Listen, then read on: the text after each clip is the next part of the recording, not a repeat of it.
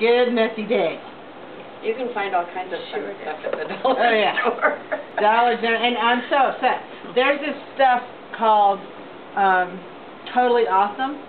Have you ever bought it? It's at the Dollar General store, and it cleans everything. One of my girlfriends went and bought some for me. I love that stuff. I'm going to have to hit a Dollar General. So we don't have one in Santa Fe. The closest one is here or Espanola. Of course. And who's going there? Yeah, Santa Fe, they can afford the high prices, right? I know, but but it's like, why can't we have it? And then every Sunday, I get a Dollar General insert in my paper. What for? That's really toxic. I don't even have one. It doesn't clean everything. It does clean. I mean, it is. You definitely are in a well-vented area, but it cleans my barbecue grill. Hair gel. So fantastic. Okay, so you are going to. You can do, again, your pressing sheet, a palette, a piece of paper, whatever works, and you're going to, you can get it out of here as much as you want, however you want.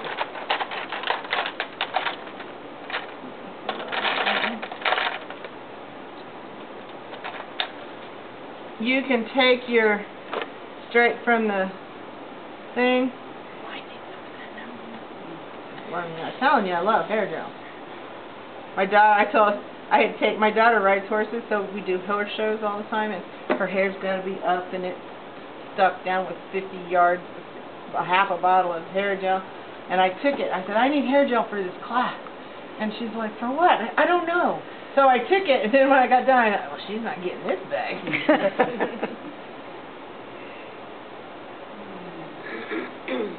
And I'm just playing. I don't want to influence you in any way. I want you to play. I've already used that color. Can't be right.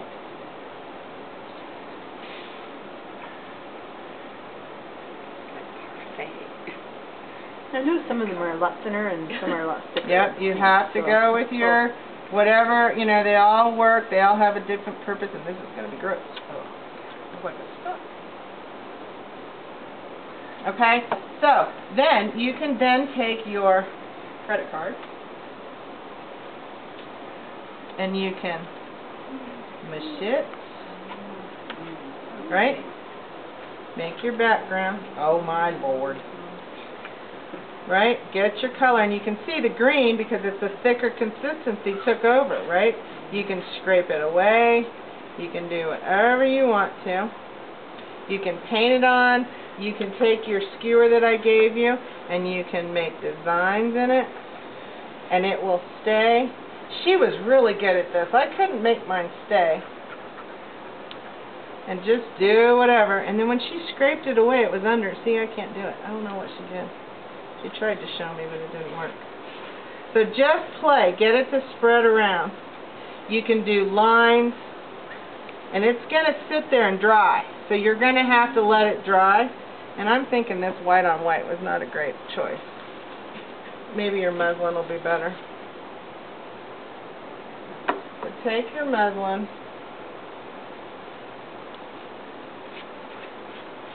You can do it, again, this is just to get the color in there. Okay, so there's your color.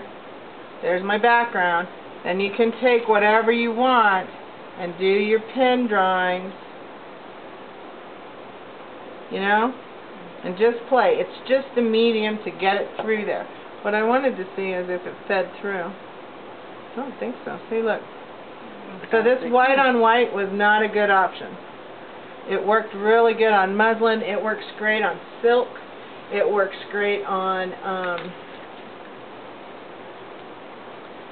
the luchador, but it works. You don't need it for the paint. It's just on the luchador. But the organza, it worked great on an organza. It was so see-through and fantastic. So just use it.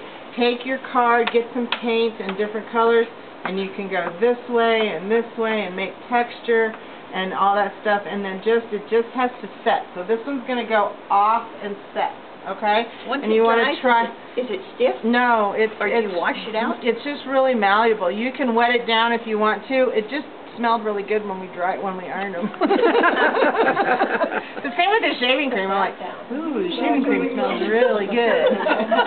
So just play around. I wish my white on white had done better for you. But she drew. She took her paintbrush, the tips of her paintbrush. She had. Then once this is there, you can take the rubber stamp straight on top, dab your paint, rubber stamp on top of everything, and build your layer up. So this time you're building your background, then you're getting it, instead of us building the texture underneath, you're building your background, and then you keep adding stuff to it. And you're going to do whatever it takes, sponging to get your next color on and that kind of thing. But you want to scrape away as much of the hair gel as you can, so that it will dry and it doesn't change the hand of the fabric at all. It is not stiff. But this time you're working your way background to forefront, okay? So you're going to have to get your pieces, get your background color down, set it off to the side, work on another piece, and then maybe practice on whatever to get what rubber stamps or whatever. But you can do your stroking technique on there as well, whatever works.